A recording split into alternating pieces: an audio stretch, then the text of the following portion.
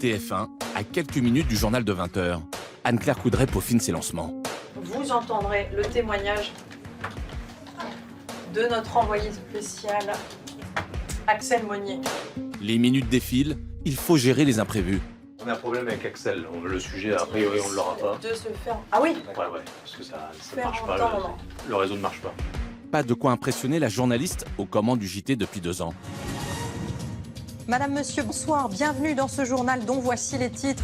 En maintenant la concurrence à distance, Anne-Claire Coudray a convaincu les téléspectateurs et la rédaction de TF1. C'est l'anti-bimbo par excellence, Anne-Claire.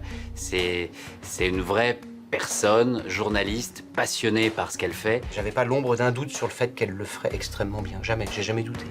Le Tube est parti à la rencontre de la nouvelle reine de l'information. Quelques heures plus tôt, au 2e étage de la tour de TF1, Anne-Claire Coudray s'installe pour la conférence de rédaction. Pascal? Alors, on a les obsèques de Jean Rochefort aujourd'hui. Ouais. Et puis, Emmanuel Macron, lui, reçoit Laurent Berger ce matin. J'ai le boom des écoles alternatives. Tu peux le regarder. Anne-Claire Coudray n'est pas seulement présentatrice, elle est aussi co-rédactrice en chef. Ce matin, il disait qu'une éolienne à terre, ça marche un jour sur 4, une éolienne en mer, ça marche offshore, 3 jours sur 4. un jour sur 3. Et pour quelle raison elle fonctionne plus que celles qui sont à terre? Ce fauteuil, la journaliste l'a occupé pendant 3 ans en tant que joker de Claire Chazal. Désormais, elle est titulaire. Pour son rédacteur en chef, elle a réussi la transition.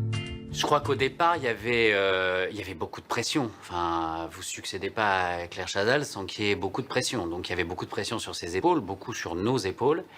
Et en même temps, très rapidement, on s'est dit, il faut qu'on se libère de tout ça, il faut qu'on fasse ce à quoi on croit. Et encore une fois, on nous a vraiment laissé faire, laissé expérimenter.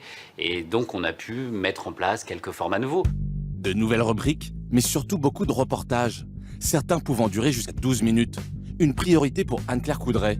Avant de présenter les journaux, elle parcourait le monde comme reporter. Nous retrouvons notre envoyée spéciale, Anne-Claire Coudray, sur la côte écossaise, juste en face. Anne-Claire Coudray, bonsoir. Vous êtes en direct de New York. Anne-Claire Coudray, des milliers de catholiques ont célébré aujourd'hui les obsèques de l'archevêque de Port-au-Prince. Et parfois dans des conditions extrêmes, comme ici au Mali.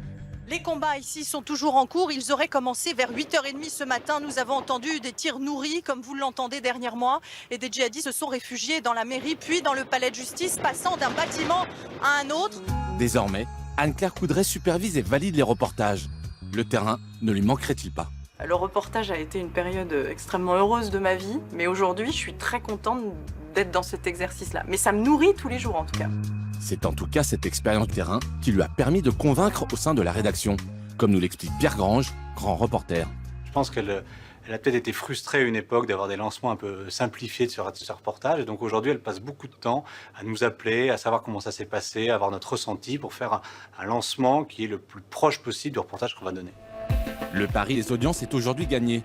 À 20h, elle rassemble en moyenne près de 5 500 000 téléspectateurs. 1 million de plus que Laurent Delahousse sur France 2. Mais Anne-Claire Coudray le sait, son poste est envié. La pression est forte, comme nous le confie Gilles Boulot. C'est un métier où on est exposé.